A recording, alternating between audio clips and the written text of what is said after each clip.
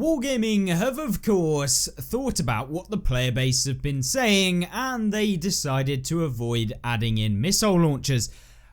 Oh wait, no, they completely didn't do what the player base were hoping for, and they added another light tank missile launching vehicle into Cold War, which is, I'm sure, as most people would love to see. And of course, leading on from the horrible release of the Weasel TOW, we now have a vehicle that not only gets missile launchers, but has a kind of auto-loading or just fast-firing machine gun, whichever you'd rather call it. It is technically an autoloader, but it is a super fast-firing round on the Alvis Stormer 30, which is the new premium tank that Wargaming have released, as you can see in the Cold War section of the store, which of course is how do we say, quite expensive, coming in at 13,000 gold, which if we have a look will cost you about £40 or $60 or $50 or whatever it translates to in the currency where you stay at. That's not important. It is just super expensive for one tank on one game that is supposedly free, in which you have to purchase a ton of other things to remain competitive in the premium time, etc. You guys know the gist with Wargaming, but of course they listened very well to our opinions on some of these light tanks with missile launchers, which is why I wanted to do today's video. It is a brand new tank and we can have a look at it, and although the games coming up might not be the most outrageous games coming from a primarily World War II player, but of course still having pretty disgusting results in a tank that can deal 1300 damage with its missiles, which is how do we say, pretty unbalanced. And you might be thinking, well, if it can do 1300 damage, surely it's going to have horrendous penetration. No, it's 1000 penetration. Yeah, this tank is rather annoying to play up against, and that is because of that alpha damage, but also this small gun, which has 223 penetration with 40 damage. Now that seems pretty lackluster, and to be honest with you, from the front of most vehicles, that is pretty lackluster. You're not really able to pen a whole lot, but the whole point in this tank is that you get around the side of vehicles using the top speed of the vehicle, which as you can see with the setup that we've got, can do 88 kilometers an hour. Now, what setup have we actually got into to do this? Well, we went with advanced loader because you can put advanced loader on your tank that has missiles to reduce the loading time down by 10%, which gives us more damage per minute, and of course you're going to be way more effective at being able to reload, which is always a positive, which is what we want.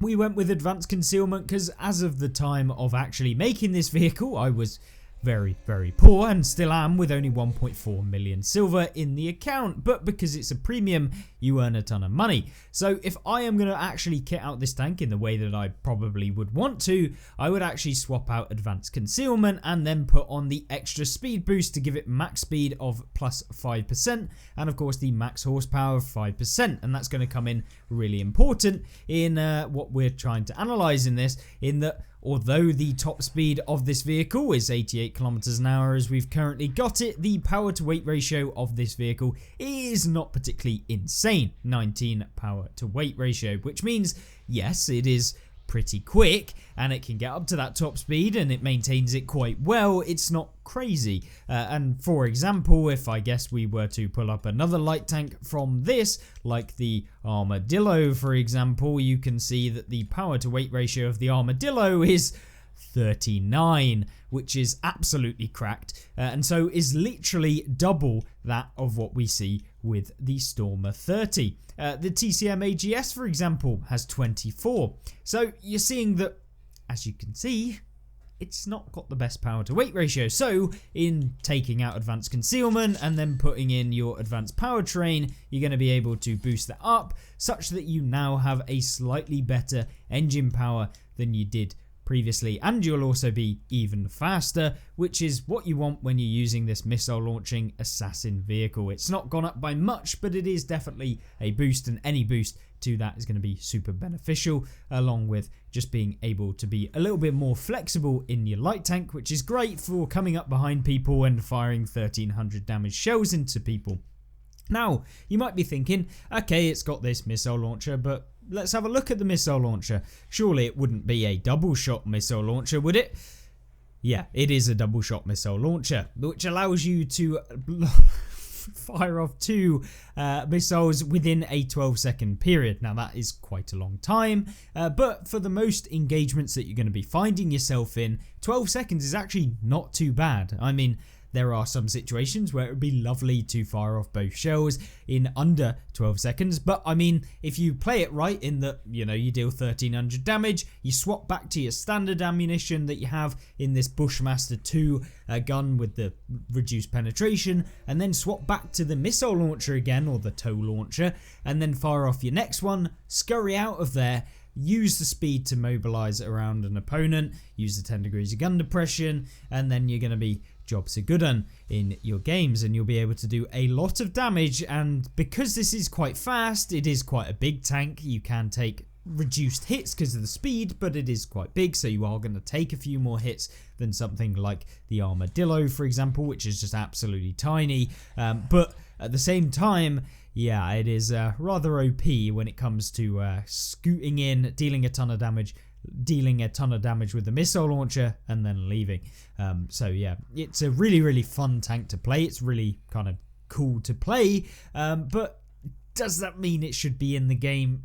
Probably not, or at least in the state that it currently is in, because it feels a little bit cheap to steal some tank's entire hit point pool in one go, really, because that little minigun, basically, if you get around the side of a tank, you can pen most vehicles, and if you get around the rear of a tank, it's just good night. Every single round is basically penning the vehicles that you come up against, and if you're coming up against other light tanks, yeah, you can really devastate people with this fast firing gun, because the interclip reload of this tiny little pea shooter is 0.3 of a second, which means you can deal 3 shots of damage every second, which is 120 damage roughly per second. It's slightly higher with, of course, the bonuses that you get because it is 0.3, so you get 3.33 rounds per second. So yeah, it just fires these things off so quickly, and so yeah, you can soon rack up 1,000 damage just from the minigun. Swap to your tow launcher, deal another 1,300. Swap back to your minigun, fire off another 1,000 damage. Swap back to your rocket launcher, fire off another 1,300 damage, and then you can scoot off whilst auto aiming using your minigun. So yeah, don't think Wargaming needed to add another one of these tanks, but of course I'm interested to see your opinions. It's been kind of swamped in the matchmaker recently, with a lot of people picking this one up and playing it from what I can see, but of course I'd be interested to see what you guys are actually running with it. We ran it with ×2 silver boosters just for the extra silver, because it does get a 55% silver boost, which is nice for a premium vehicle, but of course it is very expensive to actually buy it outright, being over £40. But most things are kind of theoretically quite good, but let's have a look at whether this thing really is as overpowered, or at least could be very overpowered in the hands of someone who knows what they're doing. And I'm not saying that I'm one of them, but given the results I was having, and I barely played Cold War in this game, yeah. Our first game that we do have is Dragon Ridge then, and Dragon Ridge is quite a decent map for this vehicle. It's got a lot of open space, you've got a lot of area to kind of use the speed to be able to go over certain ridges and then deal all your damage, fire off your rockets in the town area by poking them, firing it off at closer range, because you know no proximity on missile launches is perfectly balanced in this game mode. Yeah, it's quite a deadly assassin, and I think that's what this tank should really be used as. And you can see here we start off with this little missile launcher, and you can see we just deal a ton of damage. I try and go for the little missile, which goes horrendously because we're auto aiming. That's probably more me than the actual tank. And then we go for a little reload here, as we're not going to get any more damage on that guy. You can see me now swapping to the missile launcher to poke over the ridge using the 10 degrees of gun depression. Goes for a little shot, don't aim it 100%, we end up missing. But yeah, that could have been quite easily about 1,500 damage if I wasn't such a bot, if not even more if we'd landed the first missile as well. But now that we are kind of on the front foot and that we're over here, we might be able to try and deal a bit of damage here. You can see we're getting the lower plate of the 292. We then swap to the missiles because you can't hit that guy anymore. And so now we can really start to think about what we want to do. So we swap back to the standard rounds. It's a lot of swapping between your standard and of course your missile launchers, and people that are very good at this are going to have a field day with this tank, because you can see here we're able to pen that guy a little bit, and the damage, although with this minigun seems quite low, it's still very, very fun. And you can see here a well aimed shot with the missile launcher grants us that 1300, and it's really that missile launcher that's going to boost your games to a crazy level where you can just absolutely decimate opponents. Now I swap back to the standard ammunition here because I don't really want to waste that 1300 on someone with only 400 hit points, so we keep that missile. And then of course I found out that you can go super fast backwards, which is yeah, not balanced at all. And then the little stormer on the enemy team comes in. I try and get this launcher off. We do manage to do it, and there you go. He loses a absolute ton of health. And then, oh look, a little thumper has also decided to come over here, who we can just pump with this little missile launcher. You don't pen every shell, but at the end of the day, the little kind of minigun is all about just getting in small amounts of damage where you can, rather than going for like a load of damage all in one go. If you come up against the back of a tank, however, yeah, it is really fun. And you can see here we launched that missile into the turret, not expecting to pen, but any damage that we did do would be cool.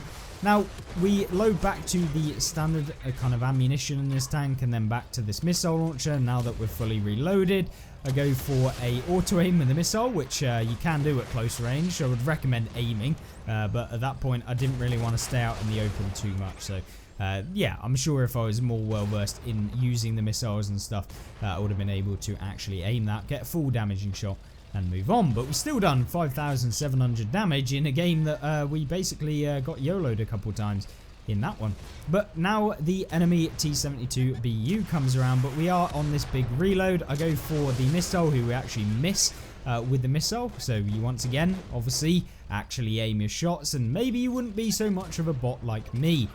But you can see where an experienced player is just going to be able to decimate. And here you go, just this is this little minigun coming into effect. We didn't want to waste a full rocket on this guy. It's not worth it in terms of the damage we could actually deal. And so now we've got this missile to hopefully deal a shot to this T-72. Now I decide it's time to go in. Let's try and get a shot into this guy. We come from behind and then yeah, deal no damage. But this is the missile launcher coming in. We get behind the T-72 using the speed, and it's just field day for damage.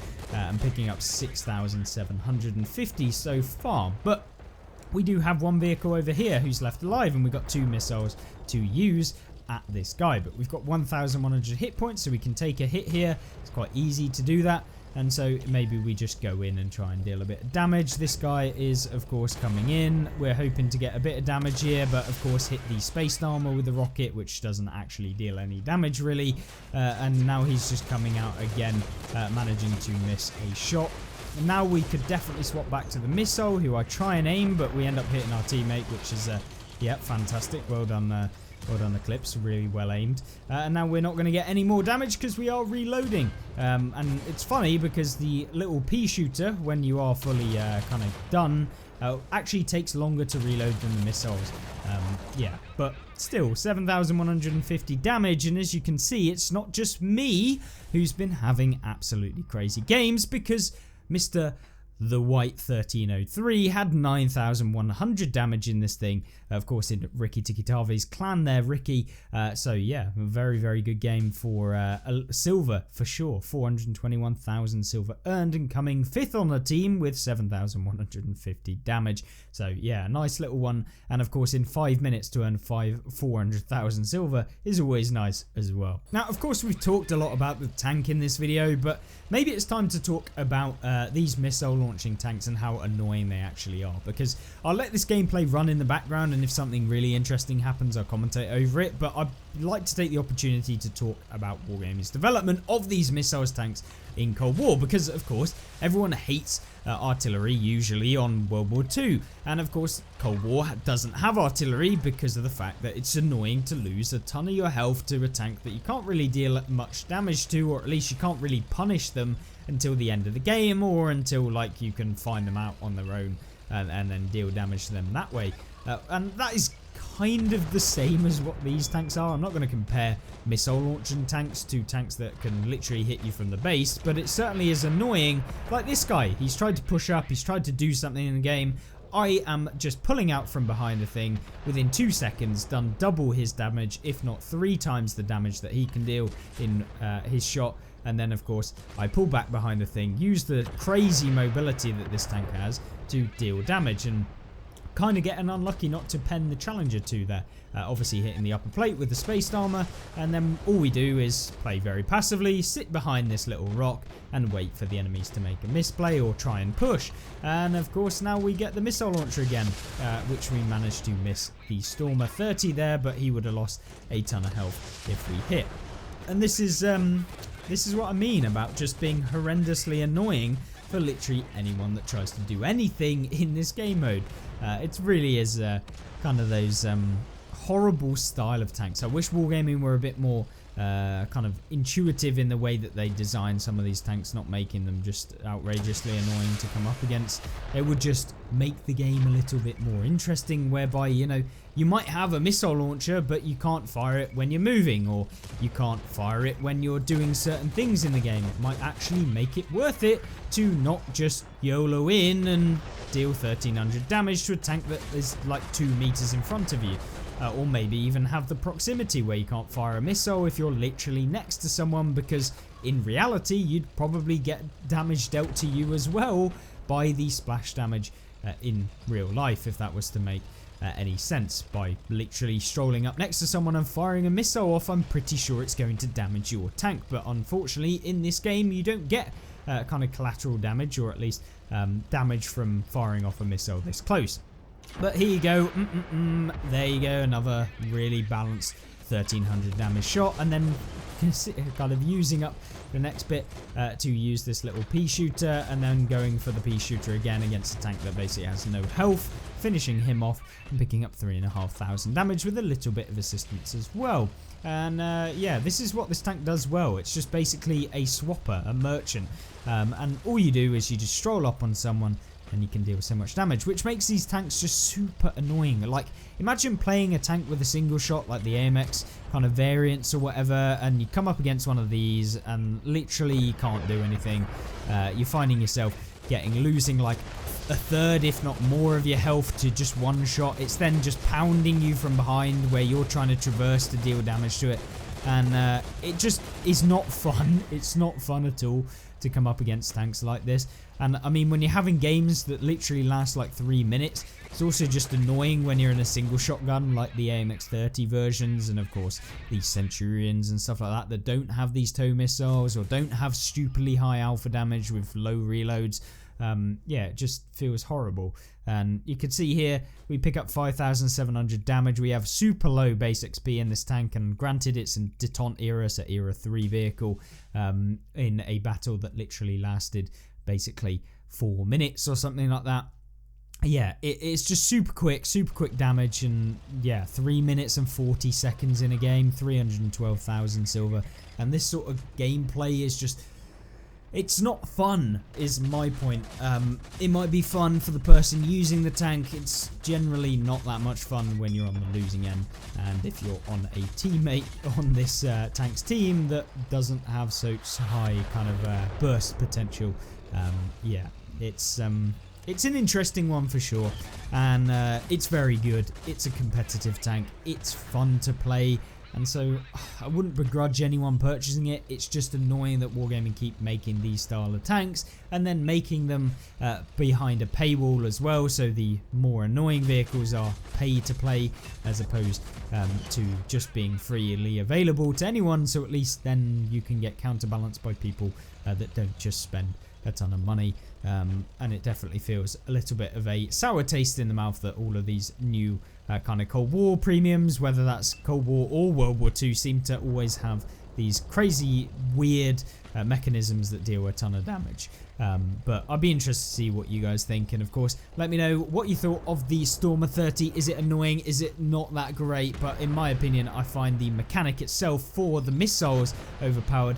This tank isn't as overpowered as maybe the Weasel Tow is, just because of the size and the speed and the power to weight ratio, but it still is an annoying tank, and I don't think we needed another one of them in this sort of region. Maybe lower alpha damage, but maybe faster missile launchers might be a little bit more useful than something like this. But there you go, that's just my opinion, and we'll see what you guys have to say in the comment section down below. Hopefully you have a fantastic rest of the day, and join me back tomorrow for another World of Tanks console video, or check out this one which might be just as interesting for you guys to do with Cold War as well.